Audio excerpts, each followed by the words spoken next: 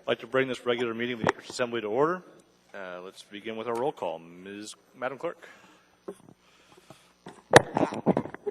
Assemblymember Starr. Mr. Starr will be participating by telephone later this evening, but will miss the consent agenda. Assemblymember Peterson. Present. Assemblymember Domboski. Present. Assemblymember Gray Jackson. Honored to be here. Chair Flynn. Present. Vice Chair Trainee. Here. Assemblymember Evans. Here. Assemblymember Steele. Here. Assemblymember Johnston. Here. Assemblymember Honeman. Here. Assemblymember Hall. Present. Chair, you have a quorum. Thank you very much. Mr. Trainee, would you please lead us in the pledge?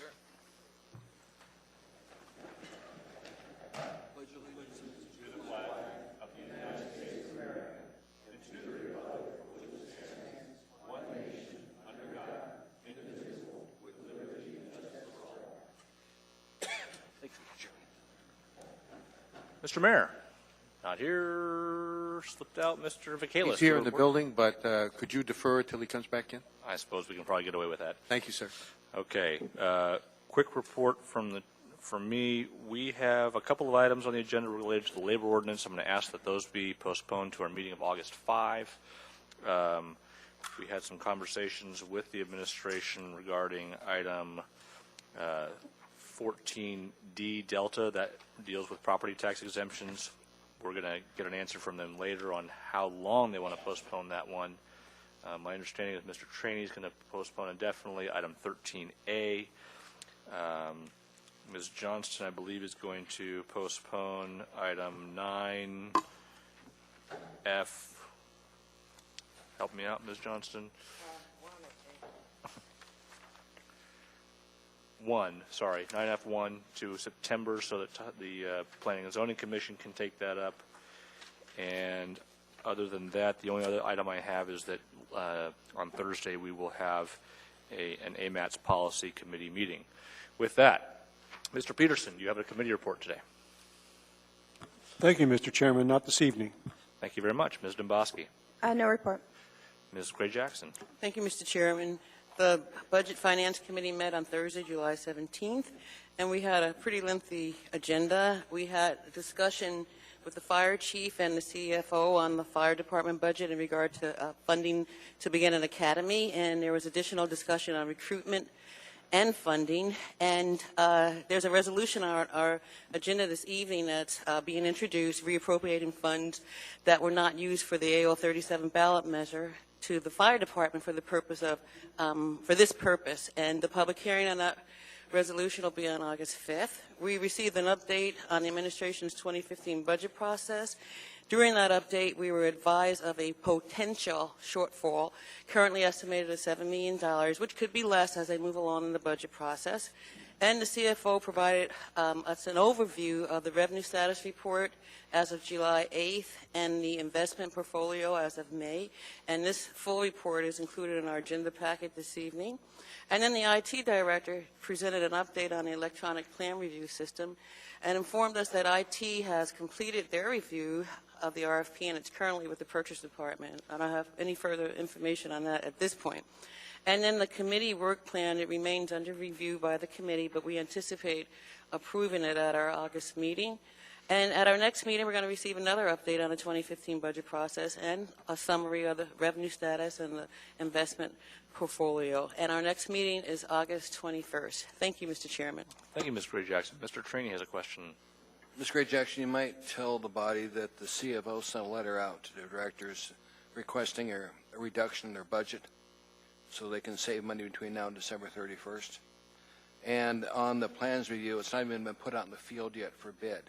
And that will take a year after that date to set it out before we could even begin to see operational. Or you might mention that to him, too. If I may, Mr. Chairman, Mr. Trainee, thank you for mentioning that. And thank you for coming to our meeting. We look forward to seeing you every month. Thank you, Mr. Chairman. Thank you, Ms. Gray Jackson. Mr. Trainee. Mr. Evans. No report. Mr. Steele. No report. Ms. Johnston. The Enterprise Committee had their monthly update as far as the port and ML&P, and everything is progressing quite well. In fact, ML&P seems to be maybe going ahead of schedule, so that's all good news. I'd like to take a sort of a moment of personal privilege here with all the youth and parks. 2 Saturdays ago, I was biked from South Anchorage out to Miss Dombowski's Bear Paw Festival and watched the parade, and it was a lot of fun. And so South Anchorage, around through Muldoon, out to Eagle River, and then I biked back through Mountain View and down Ship Creek, and then through the parks in both Chester Creek and Campbell Creek. And I was able to see a lot of the work that's being done, and it's very exciting. And I could not suggest more to any of you. If you really want to see this city, get on a bike. You don't see Muldoon when you drive by on the road. You do when you're walking or on a bike. Mountain View is just bubbling right now, Mr. Flynn, and Fairview. And so please, I encourage you all to find a bike somewhere and enjoy it. Good advice, Ms. Johnston. Thank you. Mr. Honeman. Thank you, Mr. Chairman. The Public Safety Committee met Wednesday the 16th, and we had, well, 3/4 of the committee was there, and Mr. Hall was in transit coming back. But we had a good meeting. It actually lasted pretty much right on the hour, and we did get an update from the fire department reference a movement of a medic rig to cover some call load, and that is somewhat concerning that we need to really seriously consider staffing up Medic 2 on a permanent basis. So we did come to that conclusion as the committee, and the concern, of course, Ms. Gray Jackson had already addressed, that we have some funding available that the resolution addresses today for an academy and maybe perhaps a lateral hire or a quick hire to get some staff for the Medic 2. So that's, we believe the chief is on the right track in that direction. We are concerned, of course, that at the same time we're trying to fund those positions, there seems to be a directive to reduce by almost the same amount in the department's spending. So it's a bit of a quandary and a conundrum, if you will. Other than that, we have next committee meeting Wednesday, August, looks like 20th, third Wednesday of the month at conference room right between here and Wildemarson Theater. Thanks, sir. Thank you, Mr. Honeman. Mr. Hall. Thank you, Mr. Chair. We sent a notice out today canceling the Ethics and Election Committee for tomorrow. We've got the clerk's office gathering up some information that we need to be able to proceed with the tasks we've set before us and waiting arrival of that information. So we'll do our regularly scheduled meeting next month. Thank you. Thank you, Mr. Hall. Ms. Dombowski? Thank you, Mr. Chairman. Mr. Chairman, I forgot to do my disclosures. Oh, holy smokes. I know. Mr. Cheney almost was excited. Mr. Chairman, if I may, I'd like to go ahead and just do some quick disclosures. Please. Thank you. Tonight, Mr. Chairman, we have items 9E5, which is an informational report regarding contracts. There is a line item for a purchase for the Anchorage Fire Department for medical supplies. Item 9, Delta 12, engineering services for the design of Station 3. And item 9, Foxtrot 13, which is a resolution reappropriating $400,000 from the Assembly budget to AFD. Mr. Chairman, I'd like to remind you, the body, and the public that my husband is a captain with the Anchorage Fire Department. He is not a paramedic, so I don't believe this will impact him. But as with the other items, I believe I can act in the public interest, and I make the disclosure so you and the body can rule on any potential conflicts I may have. Thank you, Ms. Dombowski. Regarding items 9, Echo 5 and items 9 Delta 12, I find no conflict. I want to postpone a ruling on item 9 F13, 9 Foxtrot 13, just so we can get a little review on that. Okay? We'll take it up before we take it for a public hearing. Okay, that's fine. Thank you. So I'll be okay to vote on the consent agenda. Absolutely. Okay, thank you. Yeah. With that, Mr. Mayor, we apologize for getting started a little too quickly. We're ready for your report now, sir. Yeah, shame on you for not meeting my agenda. No, thank you. I had opportunity to talk to our friends in the press outside and appreciate your indulgence, Mr. Chair. Just a couple quick things. Wanted to remind folks that this weekend, of course, is Arctic Thunder, and on Saturday and Sunday, free to the public. Gates open at 9 o'clock. The show goes from 11 to 5, and an amazing display, including this year, of course, the Thunderbirds, the aerial demonstration team of great renown. And so we encourage all folks to go on out and see our wonderful military folks in action. We also received an award. Our folks at our Emergency Management Office received an award from the International Association of Emergency Managers, and they worked on with folks from Juneau and folks from AARP on instructing folks on how to be prepared and what to have in your home. And so it was nice to be recognized for a very good production that they did. But mostly, Mr. Chair, I'd like to yield my time to our good folks from the Youth Employment in the Parks program, the YEP program that you're all familiar with. And as you can see, they're very prominent in the first several rows here. And Beth Nordland of our Parks Foundation is going to come to the mic and take over the show. Welcome, Ms. Nordland. Thank you.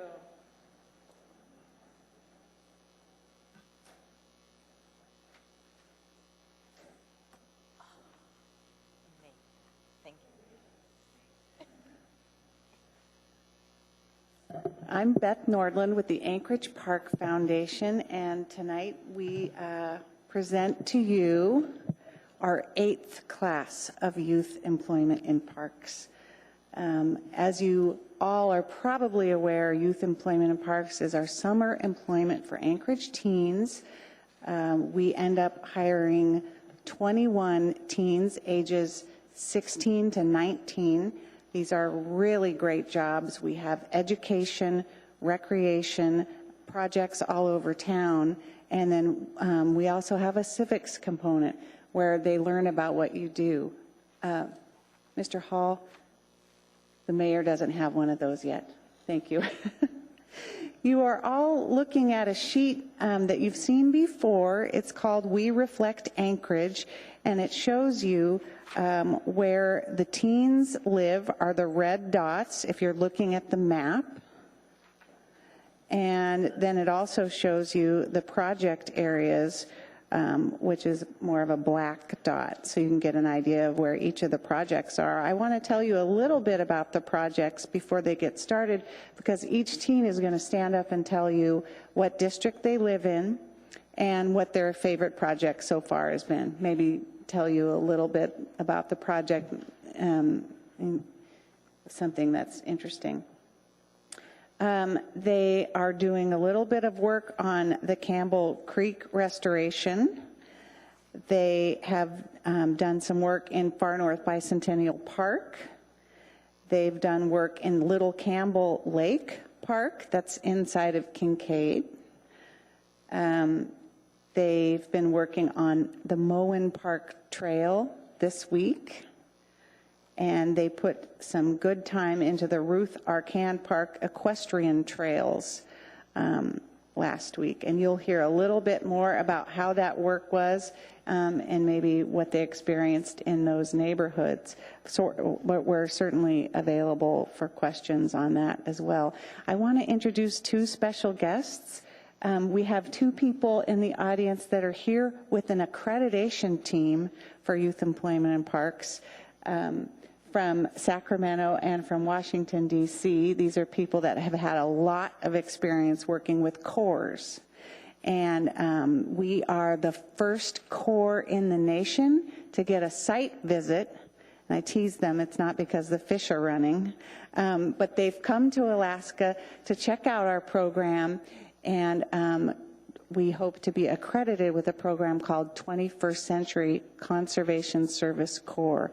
That's kind of the next generation of the CCC, and jobs for youth and veterans actually giving back to their communities and getting outdoors. So without further ado, I'd like to ask each teen if they'd like to come up, and I'll pick a row, and then they'll file behind me. This is how, and they've not done it before, so let's go with this. If you want to go first, you can come. This way. Because the green shirts got to go first, because the people in the green shirts are returning to you. These are our senior crew members, and the ones in the red shirts, this is their first time. So line up back that way, please. Take it away. Come on down. I'll do it from here. I just wanted to make them go first. And Mr. Chairman, Yes, Mr. Honey? just to make sure that each as they say their name, you're actually going to say what school you go to or what district you live in? District, yes. That's awesome. Thank you. Okay. My name is Adrienne Samuels. I'm from District 6. My favorite project that we worked on this summer was Little Campbell Lake. Firstly, it's a beautiful park, great scenery. Secondly, they got us kayaks, and I've never been kayaking before, and that was an amazing experience. And thirdly, we got we made it more accessible for the fish truck to dump fish into the lake, which was really, really great. We had a lot of people thanking us, thank you so much for your work, and that was really rewarding, so thank you. Great, thank you. Welcome. Hi, my name's Savannah Comerford. I'm from District 3. My favorite project this summer has been Little Campbell Lake. I really like the environment, and it was a park I'd never been to. I actually didn't even know it was there. And the community got really involved with us. I saw people that were like practicing for triathlons. I had families coming with their dogs and their kids, and were really curious about the work we were doing. And it was fun being able to interact with that type of environment. So, Great, thank you. Welcome.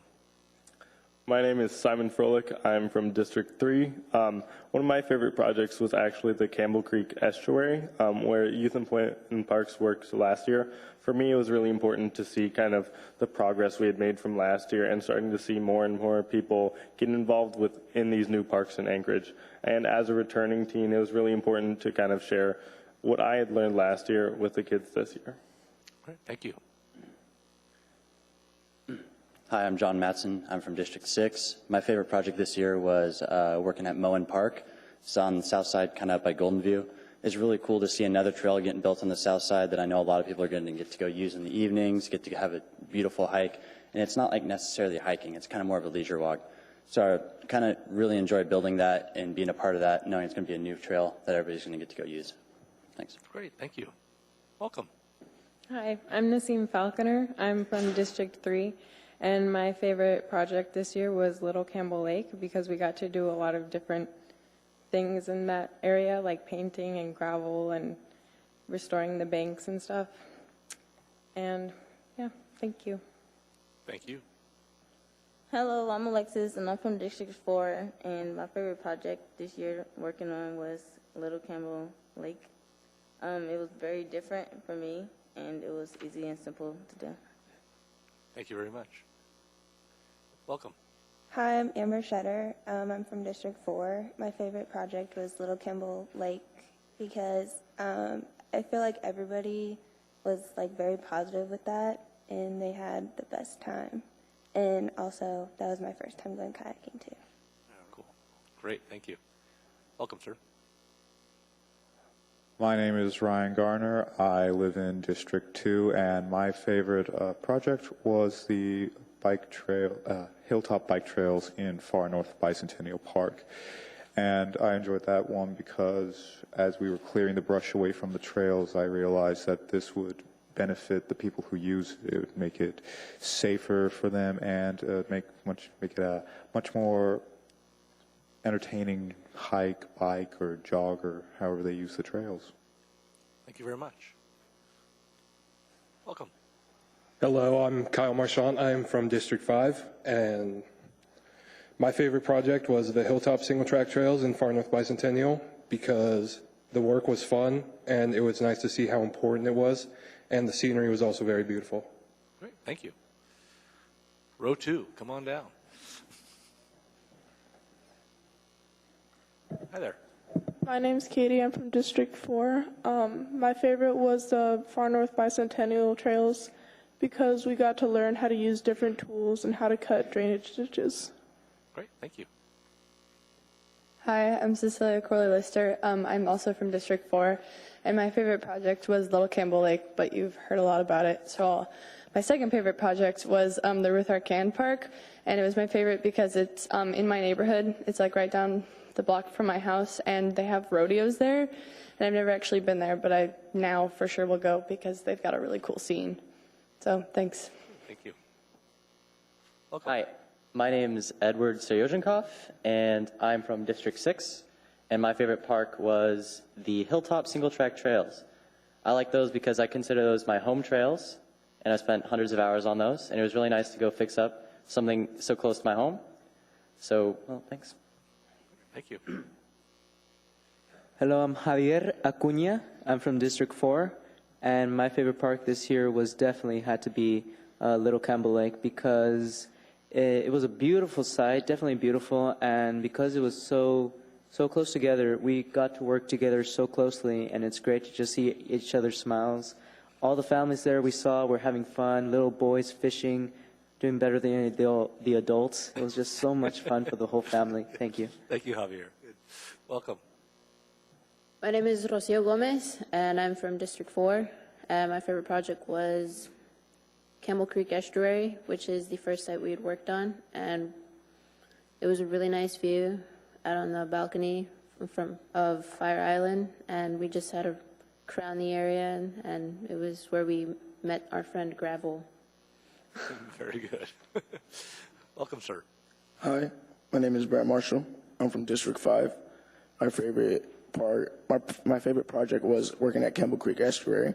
The reason why I chose Campbell Creek Estuary because we went to 3 different sites where we could see different animals and listen to the sounds that the animals make. That's why I chose Campbell Creek Estuary. Thank you. Welcome. Hi, my name is Kong Lo. I'm from District 5. My favorite project this summer is probably going to have to be Campbell Creek Estuary, just because it's a nice secluded place where we can go and watch wildlife. I just like the quiet place, and it's our first work site too, so little appreciation. Very good. Thank you. Welcome. Hi, I'm Jesse Shagstead. I'm from District 4. My favorite project this year has been Little Campbell Lake, definitely, because to me it's been the most satisfying and the most rewarding. Thank you. Welcome.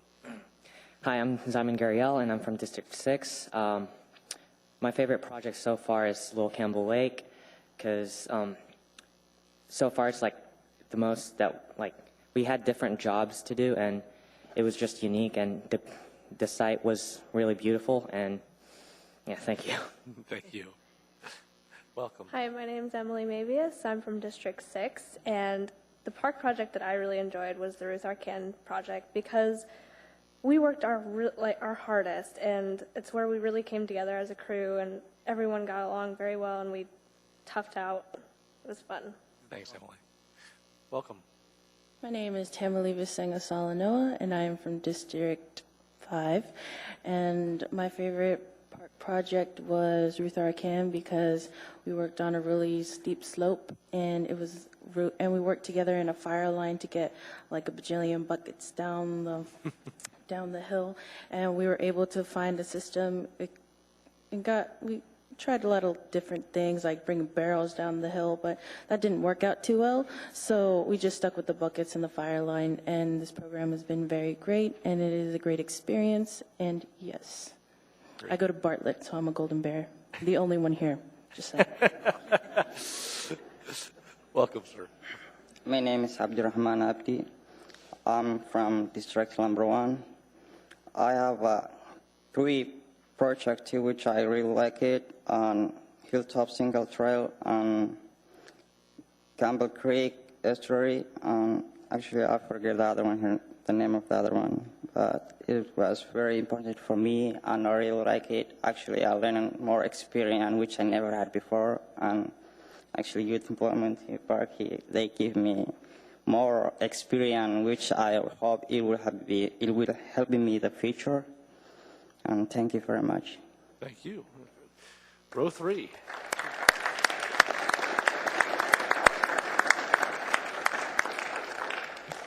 So, as you can imagine, for some of these teens, public speaking is more difficult than swatting off all of those mosquitoes that they dealt with this summer or inclement weather. So, thank you very much. What they have learned is that this opportunity is a great opportunity for them to interact with you, but it's a really good opportunity for you to learn about youth employment in parks, these projects that you fund every year. And they've learned a little bit about what the Assembly does. And today we had Lindsay Witt come and visit the teens and tell them a little bit about what it's like to work in the mayor's office. So we really appreciate your annual support. And of course, we enjoy interacting with you every year at the Assembly meeting. Did you have any questions? I'm glad you enjoy the interaction because there's some questions. Mr. Steele. Thank you, Mr. Chairman. Beth, you do a fantastic job, and I want to thank each and every one of your youth that's working this year. You guys do some great stuff for us, and things that that we take for granted is going to get done somehow, and you guys come in and do it. And I want to thank you. And I did want to point out, Ashley, that the best projects, tallying up everybody's opinion, were two in my particular district, and that Quit is bragging. that is Little Campbell Lake and the Camel Creek Estuary. Good job. Single tracks did pretty well. Yeah. Thank you, Mr. Steele. Mr. Honeman. Thank you. And Beth, again, thank you very much for bringing the team down and letting them introduce. I haven't had a chance. Are you still working out of the Russian Jack Chalet, the Salt Creek Chalet? Or? They meet there every morning at the Russian Jack Chalet. That's awesome. So that's my end of town. I'm glad for the Golden Bear in the crowd. Little disappointed we don't have an East Side project in my district. However, I know we look forward to that DeBar and Muldoon Park when it gets in to have some great work there. And if I might, Mr. Chairman, I'd like to, if possible, the two visitors from out of town, if it's appropriate for them to at least introduce themselves, and then That would be great. maybe what observations they've made of the team. I probably wouldn't want you to tip your hat on some site visit audit, but at least your experience in Anchorage and what you see as from our. I know we're probably not the only team out here, but I would like to stay with the best. Thank you for the invitation. It's been a pleasure to be in Anchorage, my first trip, and I'm the executive director of the Sacramento, California Regional Conservation Corps, and I've been doing this for a little over 20 years, and being involved with youth is very special to my heart and my passion, and it's been a pleasure to spend some time with Beth and the YEP team and Truett here. They've got a fantastic program, and they're going to get accredited, I'm sure. Hey, can we get your name, sir, if you don't mind? Can we get your name, sir, if you don't mind? If you can just get your name so I know the clerk wanted. I apologize. Dwight Washabaugh. Thank you, sir. Thank you, Mr. Washabaugh. Ma'am, welcome. I'm Marie Walker, and I am Vice President of the Core Network, and the Core Network is actually the representative of all of the service and conservation corps from across the country, which the Park Foundation is a member. And don't tell them, we'll let you in on a little secret. They have passed with flying colors. And this is my first trip to Anchorage, and I am so proud that I can sit in Washington, D.C. and represent a group of young people like these young people today. They are representative of about 50,000 young people and from across the country that do very similar work. But these guys had me out on the trail today, walking and sweating, and I thought they were going to give me a Pulaski, but they didn't, thank goodness. But it's been a privilege to be here and to work with Beth, and I am just looking forward to all of the exciting things that we're going to hear back in the lower 48 of what's going on in Alaska. Thank you. Thank you very much.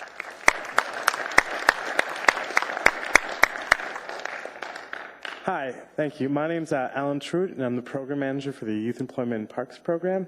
And I would just like to take a minute to thank the municipality and the Anchorage Park Foundation for giving me the opportunity to work with an amazing group of teams for the last couple of years. So thank you.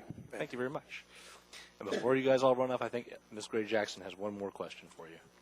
Well, I don't have a question, Mr. Chairman, but thank you, Mr. Chairman. Anyway, Beth, I just want to thank you for your work every single year. You do a fabulous job. And I'm looking at all you wonderful youth, and I want to thank each and every one of you for all your hard work. We really appreciate it. Raise your hand from District 4, all the kids from District 4, because there were quite a few. Well, Mr. Trainee and I represent District 4. You know what? You rock. Thank you, Mr. Chairman.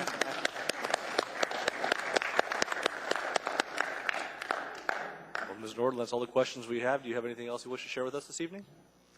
Thank you very much. We look forward to working with you again next year. Very good. Keep up the good work. Thank you. All right. That brings us to our addendum to the agenda. May I please have a motion to incorporate? Second. So moved and seconded. This is the reading time. It'll take a few minutes. We have item 9 Alpha 1, AR 2014-196, a resolution of Anchorage Municipal Assembly recognizing Michelle Torres with the Anchorage Office of Emergency Management for her collaborative work with the AARP Alaska and the City and Borough of Juneau Office of Emergency Management, sponsored by everybody. Item 9, Charlie 2, AM 414-2014, recommendation of award to Doyle Universal Services, LLC, to provide armed security, patrol, and guard services to the municipality of Anchorage at the Port of Anchorage. That's the ITB 2014-B037 in the amount of $1,587,341, brought to us by the Purchasing Department. Item 9, Charlie 3, AM 415-2014, recommendation of award to Quality Asphalt and Paving for the Lake Otis Parkway surface rehabilitation from Campbell Creek to 68th Avenue for the municipality of Anchorage, Public Works Department, PM&E Division, ITB 2014-C042 in the amount of $4,099,558, brought to us by the Purchasing Department. Item 9, Charlie 4, AM 416-2014, recommendation of award to Annette's Trucking for Furrow Creek Drainage Improvements, Beachcomber Drive to Mariner Drive for the municipality of Anchorage, Public Works Department, in PM&E, ITB 2014-C045 in the amount of $765,610, brought to us also by the Purchasing Department. Item 9, Charlie 5, AM 417-2014, recommendation of award to Davis Constructors and Engineers for the Northwood Street pavement and storm drainage rehabilitation from Strawberry Road to Raspberry Road for the municipality of Anchorage, Public Works Department, PM&E, ITB 2014-C046 in the amount of $2,115,359.61 from the Purchasing Department. Item 9, Charlie 6, AM 420-2014, recommendation of award to Prue's Construction Company, LLC, for the Baxter Road and Senate Districts G&M pavement rehabilitation for the municipality of Anchorage, Public Works Department, PM&E Division, ITB 2014-C047, in the amount of $4,433,736.82 from the Purchasing Department. Item 9, Delta 11, AM 418-2014, recommendation of award to Roger Hickle Contracting to provide construction services for the Aspen Water and Wastewater treatment facility disinfection upgrade for the municipality of Anchorage in the Anchorage Water and Wastewater Utility. That's RFP 2014-P034 in the amount of $7,740,000, brought to us by the Purchasing Department. Item 9, Delta 12, AM 419-2014, recommendation of award to Burkhart Croft Architects, LLC, to provide professional architectural and engineering services for Anchorage Fire Station No. 3 design for the municipality of Anchorage Public Works Department, Maintenance and Operations Division. That's RFP 2012-P014 in the amount of $615,964 from the Purchasing Department. Item 9, Echo 8, AIM 107-2014, notice of upcoming collective bargaining agreement negotiations with the IBEW Local 1547 from the Employee Relations Department. Item 9, Echo 9, AIM 108-2014, second quarter 2014 performance measure report, brought to us by the Office of Management and Budget. Item 9, Foxtrot 13, AR 2014-197, a resolution reappropriating $400,000 from the Assembly Department Area-Wide General Fund 101 to the Anchorage Fire Department Emergency Services Area General Fund 101 for the purpose of hiring additional paramedics or firefighter paramedics, brought to us by Ms. Domboski and Ms. Gray Jackson. Public hearing on that is scheduled for August 5, 2014. It's accompanied by Assembly Memorandum 421-2014. We also have before us item 9, Echo 10. This is a late on the table item. It's notice of upcoming collective bargaining agreement negotiations with the International Association of Firefighters Local 1264. You don't have a conflict in this one, Ms. Domboski. You don't. We also have item 9, Foxtrot 14. It's AO 2014-95, an ordinance of the Anchorage Municipal Assembly repealing an August 16, 2014 sunset of the Bar Safety Hour Permit Program and extending the Bar Safety Hour Permit Program under Anchorage Municipal Code subsection 10.50.035D through August 31st, 2015, absence other further future action by the Assembly. And finally, we have item 13, Bravo 2, which is AO 2014-71S, an ordinance of the Anchorage Municipal Assembly designating boundaries for the Fairview East Downtown Revitalization Area as a deteriorated area under Anchorage Municipal Code, Chapter 1235, with area findings to encourage and support redevelopment using certain tax abatement incentives authorized in Chapter 1235 and state law. Whew. Anything else? All right. May I please have a motion to approve the consent agenda? Second. Oh, okay. I apologize. I do need a vote to on the motion to incorporate. So please vote on the motion on the incorporating the addendum and the later on the table items. And that carries unanimously. That brings us to items to be pulled after we had a motion. Was Ms. Gray Jackson, Ms. Domboski were our movers and seconders on the approval? Okay. So, Mr. Peterson, do you have any items to pull, sir? Thank you, Mr. Chairman. Not this evening. Thank you very much. Ms. Domboski. No, sir. Ms. Gray Jackson. Thank you, Mr. Chairman. I'd like to pull 9 Apple 1 and 9 Elephant 7. Thank you, Mr. Chairman.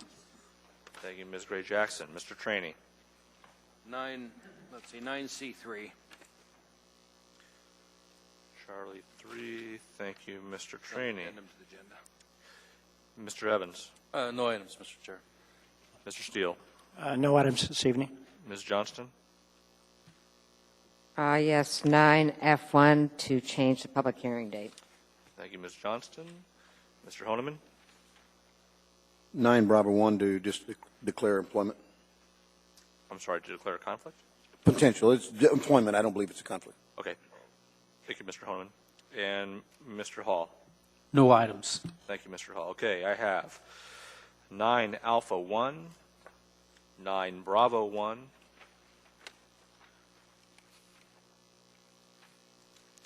9 Charlie 3,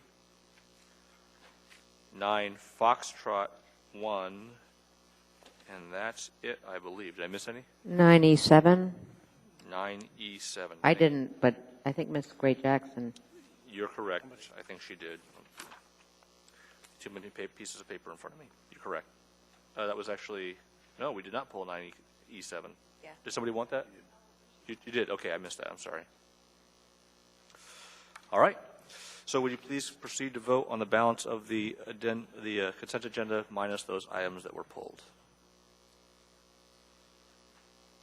And that carries unanimously. That brings us to item 9 Alpha 1. Ms. Gray Jackson. Thank you, Mr. Chairman. Move to approve. Second. Is there objection? Seeing and hearing none, that item is approved. Ms. Gray Jackson, are you reading? Yes, I am, Mr. Chairman. Very good. And come on down, please. Ms. Torres? And Mr. Spillers, both. We're doubly blessed. Excellent. Okay. A resolution of the Anchorage Assembly recognizing Michelle Torres with the Anchorage Office of Emergency Management for her collaborative work with AARP Alaska and the City and Borough of Juneau Office of Emergency Management. Whereas the International Association of Emergency Managers, USA, has recognized AARP Alaska, the Anchorage Office of Emergency Management, and the City and Borough of Juneau Office of Emergency Management with the prestigious 2014 Partners in Preparedness Award. And whereas the International Association of Emergency Managers is a highly respected and internationally recognized organization dedicated to promoting education, collaboration, and professional development in the field of emergency management. And whereas the 2014 Partners in Preparedness Award recognizes programs or processes that demonstrate innovative, multi-participant involvement between local government, governmental entities, and private sector business, non-governmental organizations, nonprofits, or individuals which have resulted in effective and efficient incident management, emergency management, or homeland security process. And whereas the winning collaborative project consisted of TV interviews on emergency preparedness that were featured on the weekly PBS program AARP Alaska. And whereas Michelle Torres was the project lead for the Anchorage Office of Emergency Management, and along with other participants, provided critical emergency preparedness information to the viewing public. And whereas Michelle's experience, leadership, extensive knowledge of emergency preparedness, and professionalism contributed significantly to the overall success of the project.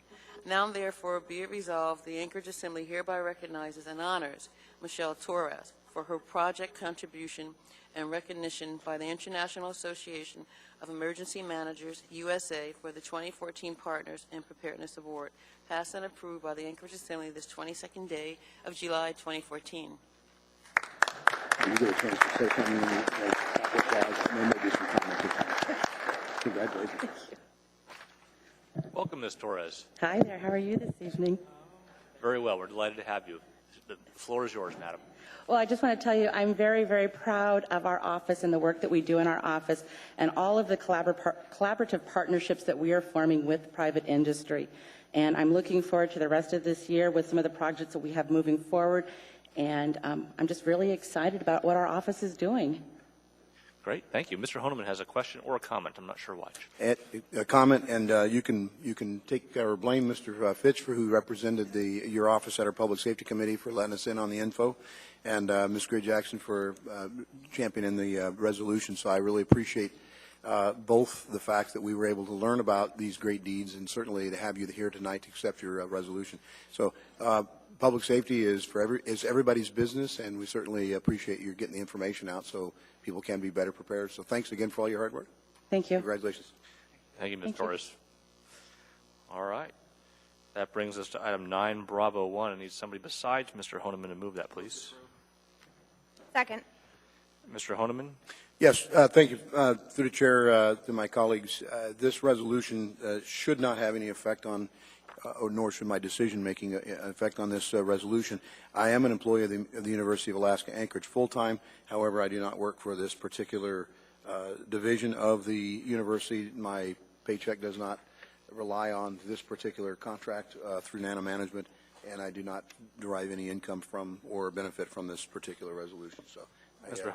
Honeman, I appreciate your disclosure. You will be permitted to proceed on this one, and also we have a similar matter, item 14G, and you are instructed to participate on that one as well. With that, please proceed to vote.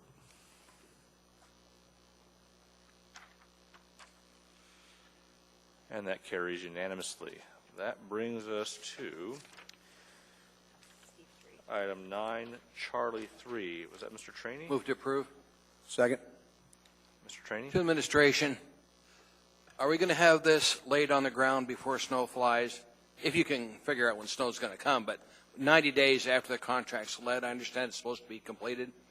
I just want to make sure this is done because I drive that every day, as my constituents do, a lot of them, and it looks like a tank trap going down it. Maybe. Want to make sure this road gets fixed. Welcome, Mr. Thompson. Hi, Ron. I have a couple of those I'd like. How you doing? Through the chair, Assemblyman Trainee. As these projects all go, this is a notice of award. Therefore, they're going to proceed as soon as we move forward with this notice of award. But as in all these projects, weather is dependent on making the project work in the time frame. I believe the intent here is to get the substantial completion by the fall. But as always, depending on the weather and the rain in this type of season, we proceed as far as we go. But it'll be in a position that when we close it out in the fall, it will be passable no matter what. I mean, the odds are it will happen, but I never want to say that 100% it will be completed because of the fact that we do get strange weather and strange winters and even crazier falls sometimes. Well, thank you, Ron. I'm just concerned about this one. Right. And this one, my next question goes to John Rada, too. John, I know you're around here somewhere, we got a problem on 47th. It's a bicycle path that comes across the New Seward Highway, lets out right there on 47th and Lake Otis. But for people to get across Lake Otis, they either have to jaywalk or go down to Waldron to go under Lake Otis. I just need a sign there that says it's not the proper place for people on their bikes to cross. So, Ron, if you can get with somebody to do this, or John Rada can get with somebody. I don't want to have kids hit there trying to play dodgeball with their bicycles on Lake Otis. We've had enough of that in this town. Are you trying to make We'll take care of it. a bad person out of me? No, I'm not, ma'am. You're a good person. Have you been Jay riding across the street?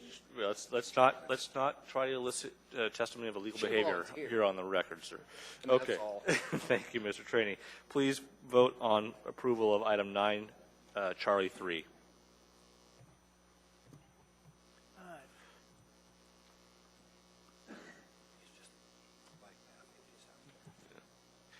And that motion carries unanimously. That brings us to 9 Echo 7. Mrs. Gray Jackson? Thank you, Mr. Chairman. Move to accept. Second. Mr. Chairman, I move to accept this AIM with approval of a new deadline date of January 26, 2015 for items 2 and 3 set out in the attached Anchorage Transportation Commission report to the Assembly. And just a little bit of further comment, Mr. Chairman. I pulled this for the purpose of clarity because in the Anchorage Transportation Commission's report attached to the AIM, the Commission is requesting certain approval action by the Assembly beyond routine acceptance of action for an AIM. And looking at the 3 actions covered in the Transportation Commission's report, item 1 is acceptance for the Section 8A item from AO 2013-109S1, and items 2 and 3 call for the Assembly to approve additional time by extending the deadline to January 26, 2015. Therefore, when I consulted with our legal counsel, the deadline under Section 8B and Section 9 of AO 2013-109S1 are directory, and the Assembly may extend them by approval on the record here for the reasons stated in the Transportation Commission report under Sections 2 and 3. Therefore, Mr. Chairman, I move to accept the Transportation Commission's report covered by AIM 105-2014 with specific Assembly approval of the new deadline date of January 26, 2015 for report items in Sections 8B and 9 of AO 2013-109S1. And I ask that the clerk reflect this extension approval in the minutes. And if we need a second, I'll second it. I believe that's covered by the original motion. So with that, please proceed to vote on acceptance of this AIM.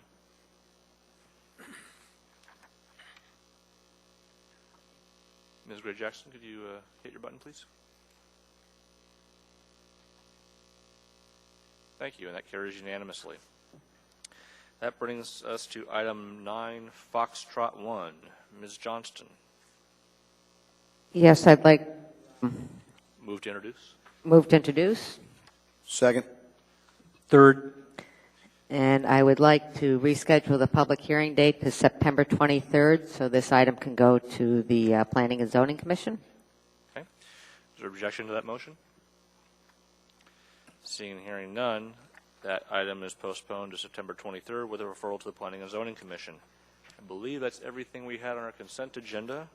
Did I miss anything, Madam Clerk? Always good to check. Okay, and we don't have any other old business items, so we're going to have to take our break. We'll be back shortly after 6 o'clock. Would like to alert the body that Mr. Rada has requested that we take up item 14J as soon as we begin public hearings. It's a very minor item. It would free him up to get a little more work done tonight, so we'll do that when we come back. 20 minutes.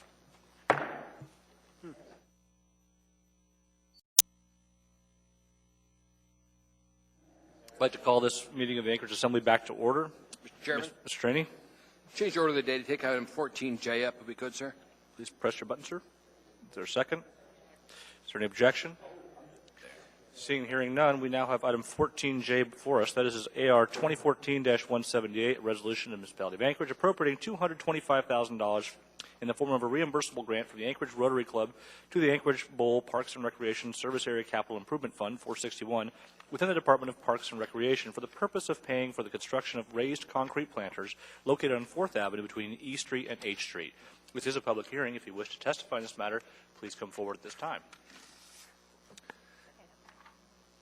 Seeing and hearing no one, the public hearing is now closed. Move approval. Second. It's been moved and seconded. Is there discussion? Seeing Mr. Evans?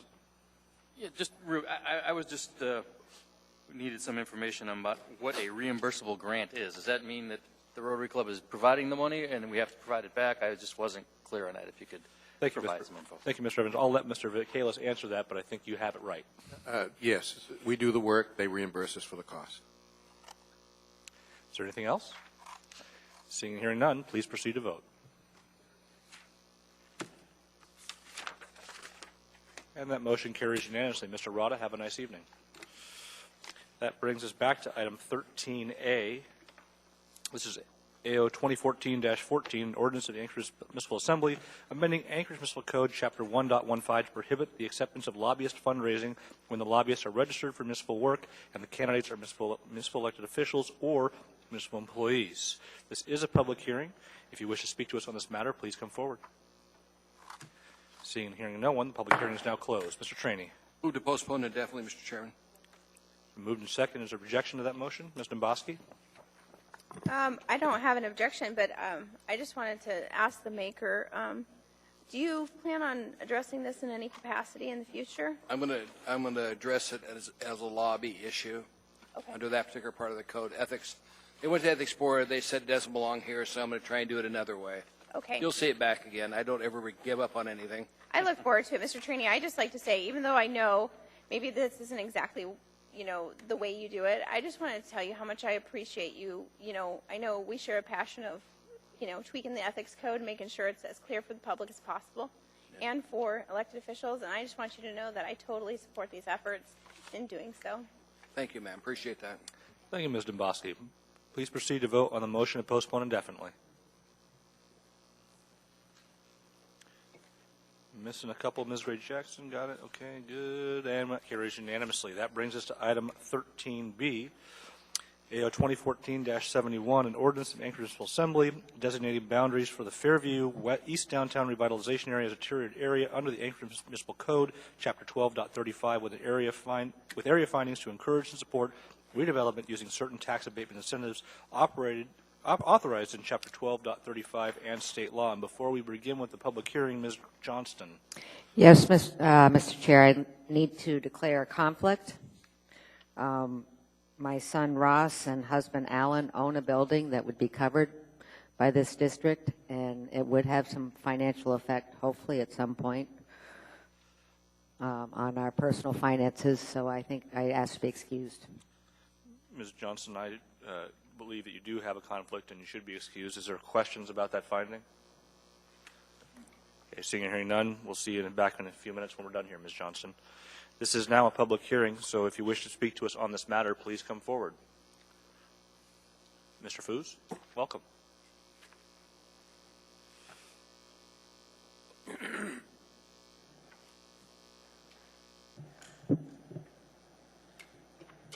Appropriate for me to give you something in writing? And please, if you get it to Ms. Moser. Yes. Thank you very much, Mr. Foos.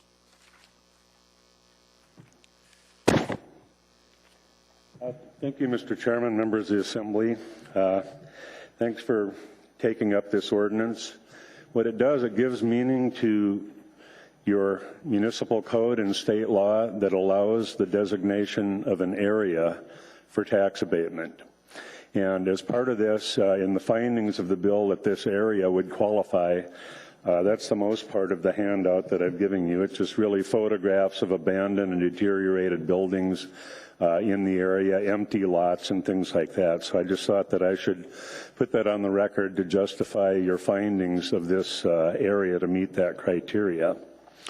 We've been working on this for about 2 years. For the record, Paul Foos with the Fairview Business Association, working with the administration, your attorney, assembly members, and other people to try to put together a package on this. What you see before you is legal within municipal code and within state law, and we think that it's ready now for your consideration. There were some refinements since Chairman Flynn put the bill in to really clarify some issues raised by the administration. Now, at the last work session, you also heard a proposal from the administration to completely rework this section of the law. And while that might be appropriate, that's going to take a long time. And if you were to do that, I would suggest you might get a subcommittee to work on that. But that shouldn't stop you from moving forward under your existing ordinance with this ordinance. As you see in it, for a commercial property, if you're a commercial development, you would be allowed to get a tax abatement on your infrastructure development. And I think that Ron Pollock of the Community Development Authority said it best. This is a financing mechanism for municipal infrastructure. This is not property that's owned by the developer. These are your water pipes, your sewer pipes, your roads, your sidewalks as part of a development. So they would be able to get a tax abatement on that. If it were a housing development, they would be able to abate the cost of construction. And the reason housing is different is because of the housing shortage in Anchorage. And quite a few developers and other people and advocates for the increased housing in Anchorage have said, you know, please include this in the bill. It is, again, based on the increment. You're not going to lose taxes on this. You'll continue to pay the taxes that were already there. This is on the increment. So what it means is that it's a short-term deferral of taxes, but with the increased value, your revenues are going to increase. So what happened in Tacoma when they did it, they put similar deal. They had 2,500 units built, $48 million. Now their revenues are increased by $6 million a year.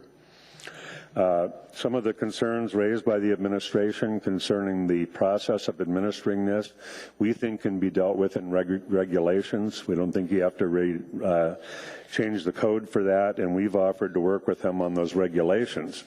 So on that, if you'd look at this sheet, the tax abatement flow chart, we're just going to show you how we think this would work. If you're in the area and you're a housing development of at least 8 units, you automatically qualify.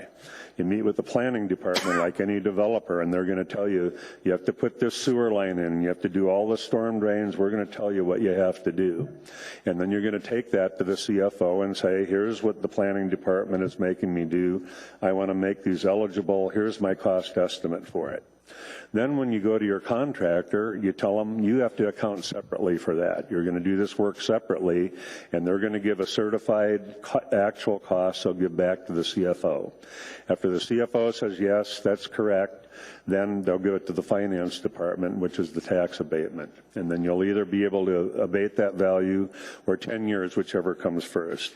Mr. Foos, I apologize. We didn't have our little beeper on, but you're out of time. If you could quickly wrap up, Mr. Honeman. I am really done. I just want to say that we feel like this ordinance is ready to go now, and people have said if we're doing it here, why shouldn't we do it elsewhere? We agree with that. But let's try it here and show how it works, and then you should try to apply it elsewhere. Thank you, Mr. Thank you. Mr. Honeman. Yep. Mr. Few, thanks for coming down, and I do appreciate your enthusiasm with trying to revitalize Fairview. I know that you've been very involved in the business partnership, and I think that's the critical key element here in this. I mean, government should try to do what we can to help revitalize, rebuild, redevelop. We know that about 90+% of the Anchorage Bowl, in the Anchorage area anyway, is already developed. So we're talking redevelopment, and we do need some incentives. I have no qualms with that. I think what I'm asking is from the perspective of what happens at the end of the sunset and or what happens after the end of the period, 5, 10 years, what's, in your perspective, there's been some attempt to say, well, if we leave it as low-income housing, then the abatement continues, that you continue to not have to pay the full rate. I'm a little concerned that, you know, there's mechanisms, there's avenues for nonprofits and charitable, but this almost gets to that area because then it seems like after a certain period we're moving into. I'm asking what the perspective is from the business environment. Assemblyman Honeman, through the chair, our perspective is when you reach that, you pay the full assessment. And also in terms of nonprofits, and we did check in with Cook Inlet Housing, the main developer, and others, everything that they're developing is on the tax rolls. And the only thing that isn't is their office building. They're at 36 in Spenard. Okay, thank you. Thank you, Mr. Honeman. Mr. Traney. Mr. Hughes, thanks for bringing this forward to us. I think all the town's been looking at Fairview and hoping we could do something. Let's hope this is the answer that we need to revitalize that part of Anchorage. Thank you, sir. Is there anything else you wanted to tell us? I think that's about it. You know, we just really thank you for your consideration, and we've got businesses there that have been there 50, 60 years. They're not giving up. We're going to keep pushing until we get something done there. This is a key component of it. I think I see one of the representatives now, so thank you, Mr. Foos. Go ahead and have a seat, and we'll invite Ms. Heinrich to come see us. Looks like I got here just in time. Perfect time. Welcome. I'm Heidi Heinrich. I am with the Lucky Wishbone, as most of you know. I'm a member of the executive board of the Fairview Community Council and the president of the Fairview Business Association. I've been in the news a lot lately, bringing attention to the problems in Fairview. And each time I'm interviewed, I have to find a balance on just exactly what to say. Because I don't want to scare the public away, but I need to get their attention. We have an issue, we have problems that need to be dealt with. And the Lucky Wishbone is right in the middle of it. I don't want my customers to quit coming, but I do want them to be aware that it's tough to continue to do business in the situation we're in right now. But it's like I've always told my kids, as I'm pulling all the stuff they have stuffed underneath their beds, sometimes you have to make a bigger mess to clean up a mess. And that's kind of where we're at right now in Fairview. It's kind of long been the dumping ground of all the municipality's undesirable social service issues that the rest of Anchorage sometimes doesn't want to deal with and doesn't want to look at. We've carried this burden a long time, long enough that it's led to empty business fronts, rundown housing.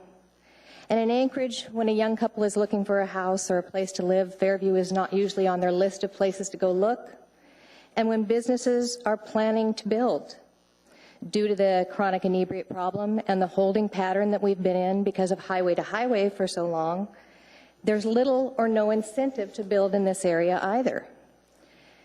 I believe it's fair to say that this situation in our neighborhood finds that it's been created by the decisions made by many of the municipal leaders for many years, and that it's now time for the current leadership to do its best to assist us in changing Fairview into the neighborhood it was years ago.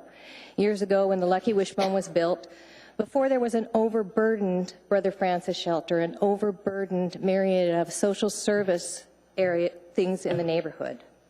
They're located right next to our schools and our businesses. We all know that there is a huge population that needs to be dealt with, but it needs to be dealt with by the entire municipality, and we need to help Fairview get out from under the mess that we're in right now. While addressing the Planning and Zoning Commission in May, I quoted during our neighborhood plan, I quoted the Fairview Business Association membership booklet. It calls Fairview a pearl in the making. And there are a group of people in Fairview, you might call us the sand in that oyster trying to create this pearl. We're not going to go away. We're going to continue to be an irritant because we do believe that Fairview can be a pearl. And by making this a place with an incentive for people to come and gain housing, to build businesses, my business grows. Well timed. Mr. Odom has a question before you run off. I considered a friend and obviously a longtime customer of the Bone. And I appreciate you coming down and certainly taking the leadership role in the business partnership as well as the community council, because it's important to get the information from the grassroots. I mean, literally from where you're at perspective. I'm sure that in days past, there were people in, like you say, the leadership positions who had the authority to allow conditional uses and such, or extend leases for things I'm sure were well-intentioned, and I'm sure very well-intentioned. And as you said, adequately issues that need to be addressed for some of our constituents and some of our citizens in our community. I am seriously interested in trying to help revitalize all of Anchorage, and none more readily apparent in need as the Fairview and Mountain View and some of the older neighborhoods that were more established in the past. Revitalization, redevelopment is key. That's where we're headed, and we need to start somewhere, and I think this is a pretty good chance. So I guess I go back to the same question I had earlier. Did the board take a position on my concern, if you follow my track, is that if someone were to, and I know we have it in the code, that if you were to sell the property, then the tax at that point starts, whoever purchases it has that burden at that point. But I'm concerned because there was some language in the original proposal, I'm not sure if it came from the administration or whom, but that if it stayed as low-income housing, that it would discontinue the abatement of the exception. And I'm not real sure if that's the answer. But has the board taken a position on that? Well, I think where we're at right now is there is so much of the area of Fairview that there isn't the taxes that could be assessed on these areas because there's nothing there. There is no incentive for people to build, to create businesses that would create taxes that could be assessed by the city. We're in a situation where you bring these businesses in and they're building, they become successful and in turn make the neighborhood successful. So at some point in time, we've got a neighborhood that is developed and ready for everyone to come in, and there won't be a need for these tax abatements. You know, we'll look at reassessing when the time comes, but we need to do something to get to that point right now. And right now, there is no value for anyone to invest in our neighborhood. Thank you. Thank you, Mr. Honeman. Ms. Heineck, I don't see any further questions, but stick around, okay? Thank you. Thank you. Does anybody else wish to speak to us on this matter? Well, good evening, Mr. Schutte.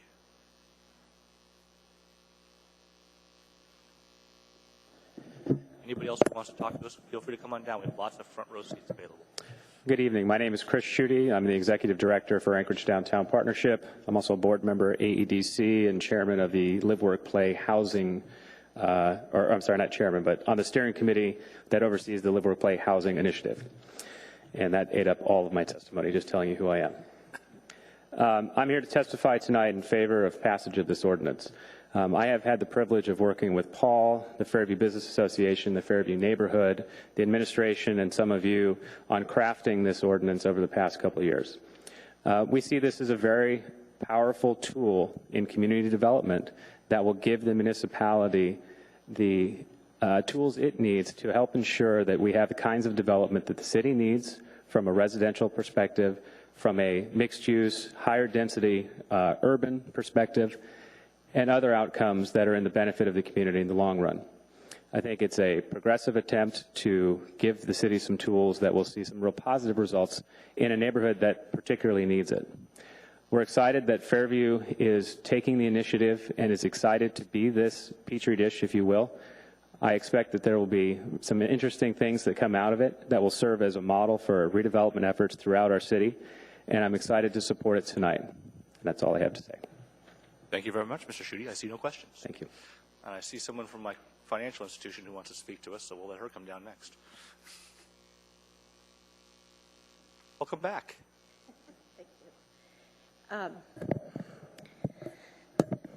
I was here on July 8th. And you have to tell us your name again, sorry. Pardon me? You have to tell us your name once again. Okay, Jean Lapp, L-A-P-P. And I heard Paul speak this morning, and I was very impressed at the things that he is proposing to have done. And totally makes good sense, common sense. I would like to see some of those same kinds of things, new ideas put before the assembly and the municipality to do the same thing for single-family residences. And I like the wording that was up there, a reimbursable grant. And I'm just wondering if something like that could be done for other areas where they're looking for the same thing for the infrastructure, the water and the sewer. I also wanted to mention that Alaska is the 20th most expensive housing market in the United States, and it is not getting any better. And our wages are not increasing to go up with the average cost of the home in Anchorage. And so I think we're well past the time of actually doing something and making something happen for our city. Thank you very much, Ms. Lapp. I don't see any questions, but stick around. Does anybody else wish to speak to us? Ms. Michael, welcome back. It's been a while. Come on down.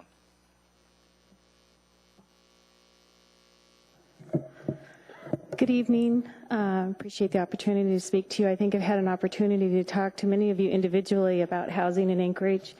I'm a consultant with Housing Anchorage, and it's a group of organizations in the city who are working to address the gridlock in housing in Anchorage. We've been working closely with AEDC. Remind us of your name, please. Oh, I'm sorry, Mary Jane Michael. Thank you. I want to just highlight a few of the points we've made in our presentations to you that I think are significant having to do with this ordinance. Anchorage needs about 900 more units built per year just to meet our population growth. And we're only building about half that right now. The greatest shortfall is multifamily. We need to build about 400 units per year. In 2013, we built 72. The majority of those are built with tax credits, so they're properties that are rent restricted. It doesn't show construction of market rate rental housing. It simply doesn't pencil at this time. So you're not seeing a lot of private development from multifamily. The vacancy rate for rental housing is below 3%. A healthy market is 5%. I'm hearing from real estate agents that they're now getting a fee to find rental housing for people in Anchorage. Today in our market, an efficiency rents for $850, a one-bedroom $1,100, and a three-bedroom $1,450 a month. The current inventory for housing sales is the lowest in the last 30 years. Average days on the market for units sold in the last 13 months, 48 days. Recently, I heard of one family who put an offer on a home. There were 9 other offers, and the home sold for $20,000 above asking price. I make these points because Anchorage is experiencing housing gridlock. Those individuals living in public housing, even if they've gotten good jobs and they have a stable living situation, how can they move up if there's nowhere to move in the market? How can a family ready to buy their first home find an affordable starter home? Today we are talking about an opportunity to facilitate the redevelopment of an area that is considered one of the most deteriorated and unsafe areas of our city. It's an opportunity to redevelop unsightly properties with newer, denser, quality rental housing that our city needs. Go ahead and wrap up, Ms. Michael, and Mr. The current ordinance for deteriorated properties that we have, it's seen very little action. It takes many tools in the toolbox to actually catalyze reinvestment. I believe the Fairview Community Association and Community Council, they've crafted an ordinance that deserves your support. The neighborhood leadership is to be commended for its hard work and vision for improving their neighborhood. Let's give it a try. It's the future of Anchorage that we want. We want an investment that will benefit us all. Thank you. Thank you, Ms. Michael. Mr. Honeman has a question for you before you sit back down. Mr. Michael, I know you had some data and details, and I'd like, if possible, you probably already have sent, if you have a copy that I could probably lean to. Also, when you say it doesn't pencil out, I'm curious as if anybody has delved into and found out why it doesn't. Is it because they're having to pay so much on the market to get the property to redevelop, or is there other things into it? So it would be nice to have that if you have that. I'll be glad to provide it to you. Thank you, Ms. Michael. I don't see any further questions. Okay, thank you. Does anybody else wish to speak to us? Mr. Constant? One of you. Welcome, Mr. Constant. Good evening, everybody. My name is Christopher Constant, current president of the Fairview Community Council. And I'm really glad to be standing in front of you tonight to be able to speak on this matter. It's an issue that we've been working on for several years now. If you look back at the history of Fairview, back in 1959, there was an initiative to put the road through the neighborhood, and somebody in the city who sat in one of these seats actually said, we're going to put the road through that neighborhood because it's never going to amount to anything. So we've been facing that for a long, long time. In the shadow of that road, we have substantial dilapidation and decay. It's a policy decision. It didn't just happen because it's a bad place. It's the east of downtown. It's waiting for the fulfillment of the promise of the downtown. And you folks are in a position tonight to do something about that, to make good on a failed policy. We need this help. It's time. You hear people say we shouldn't do this because we're going to have to let all the rest of town pay for Fairview's revitalization, but people don't understand. Fairview's actually paying for Anchorage in its tax base. What I mean by that is that our properties in Fairview are assessed at the same rate as the downtown, the highest rate there is. If you look at our property stock, we'd very likely be assessed at the rate of Mountain View. So what that means is with the dilapidated public infrastructure that we have in our neighborhood, we're paying an extra tariff in Fairview to support the rest of this town's existence. We pay more. It's an unfair situation. You have an opportunity tonight to do something to fix this, to actually create an environment where investment is possible in a neighborhood that's been suffering from flight for years and years and years. As a lot of you know, we've been traveling to community councils across town. We've been going to the legislature. We've been working hard. We have a comprehensive approach. We have 3 major initiatives. We're working to clean up the issues relating to the inebriates. We got $4 million in the budget this year. We're looking at this tax abatement initiative to really resolve this decay that's been put upon our neighborhood. And we're looking at improving Gamble Street, widening those sidewalks, narrowing the road to make it safer for the rest of this town to get through. It's a comprehensive package. This is a major element of that stool, and we ask the Fairview Community Council unanimously supports this. We ask that you do as well. Thank you very much, Mr. Compton. Mr. Potter. Good to see a lot of familiar faces tonight. For the record, my name is Tim Potter with LHKM. I'm here tonight both in a professional basis and personal. First of all, Fairview is a great neighborhood, and I had the benefit of working on the traffic calming project probably almost 2 decades ago now. And they are a highly committed, great group of people, and they say thank you, contrary to what some of the other neighborhoods in this town say when you work with them. And they have worked very hard and diligently over a long period of time. Chris Constant brought up a very good point, and it's something that I know that Mr. Hall caught on to going into the rewrite of Title 21 with an amendment that modified the width of required development setbacks for Hyder Street. Going way back in time, for at least 32 out of the 33 years that I've been here, Hyder Street going through Fairview has been a special study asterisk. So that's a tattoo on a neighborhood, and what does that mean? It never became clear, except highway to highway was probably going to go through the neighborhood in some fashion. And if you subdivided your property, you would have to give up a development setback that would be equal to 75 feet from the center line of the roadway. So if you had a 30-foot wide, half-width right-of-way on Hyder Street next to your property, that means the other 45 feet would come off of your piece. Many of the lots that are directly adjacent to Hyder Street are only 50 feet wide. So that would leave a 5-foot strip that was basically the electrical easement that would be left for development. Basically, it was an effect of taking the property. It put a cloud over the entire corridor. It created a situation where no financial party with any business sense would loan someone money, believing that the entire area was going to get ripped up at some point. So why would anybody invest in their property knowing that that cloud was there and they couldn't get the financial support from the institutions to help? So the community is unto itself, and with Paul Hughes' help, have really worked hard to come up with this ordinance, and I support them fully, and I believe that it will make a difference. And, I hope you approve it tonight. Thank you. Thank you very much, Mr. Potter. Thanks.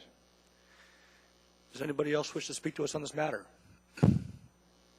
Seeing and hearing no one, public hearing is now closed. What is the wish of the body? Chairman, move 2014-71S. Second. Thank you very much. Is there discussion?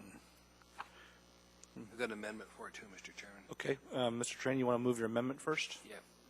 Clear the screen. There.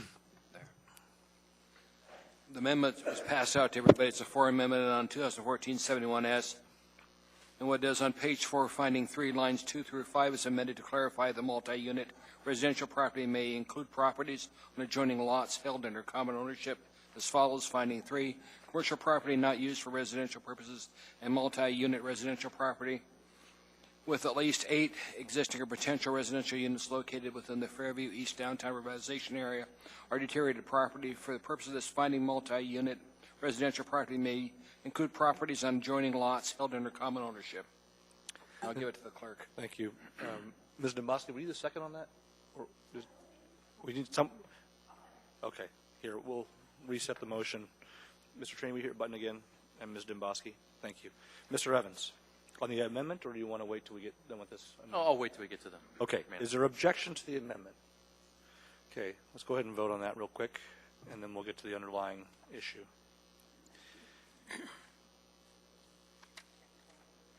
Jennifer is abstaining because of her conflict. Not here. You want to correct that?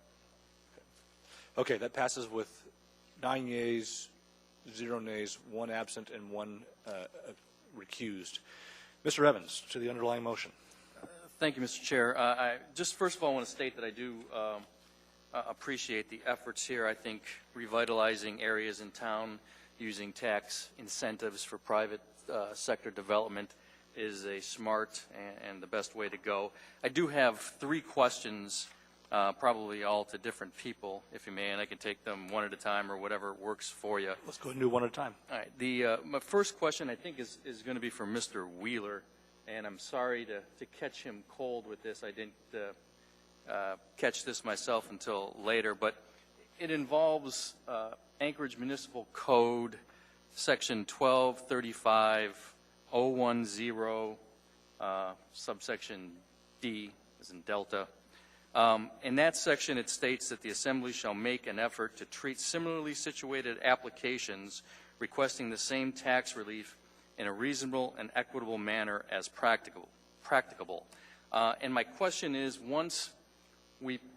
if we pass this plan for Fairview, what ability does the Assembly or the administration have to not necessarily approve a similar plan, a similar designation for any of the other areas in town, and there are others that could request the same area reinvestment? Does that make sense to you, Mr. Mueller?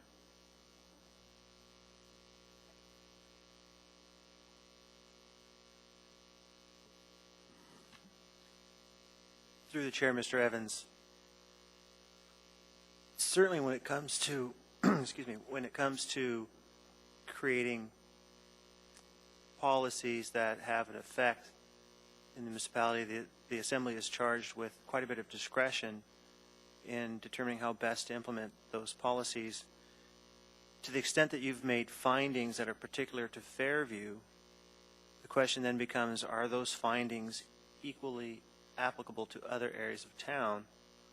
And if not, how do you describe those distinctions when you see a request to create another deteriorated property area? If the next request for an area has all of the same indicia of deterioration, then do you have the discretion to say, no, we'd rather not create that area, or the next one, or the next one? I'm not sure I can give you a solid answer on how that's going to play out. I think people who have similar properties will be able to make a very strong argument that they should receive similar treatment. Whether you have the discretion to say no and how far that goes, it's really difficult for me to give you a solid answer on that. Thank you. Mr. Wheeler, Mr. Evans? Yeah, thank you, Mr. Wheeler. I realize that was a difficult question. My concern on that issue is that I think, and I support this proposal to really target this Fairview neighborhood. I think it's an excellent place to do this program. I think it's certainly well deserving, and I think that community has worked very hard to get to this place.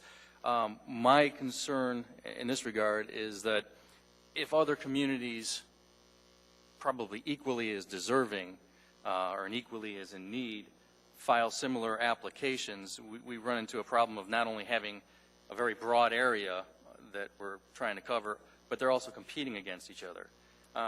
To the extent it's possible, I certainly would like to see this sort of as a test case basis to really look at what happens when we pass an ordinance like this, see how it works in Fairview before it expands to other areas. And I don't know that we have that control, but I just wanted to raise the issue anyway.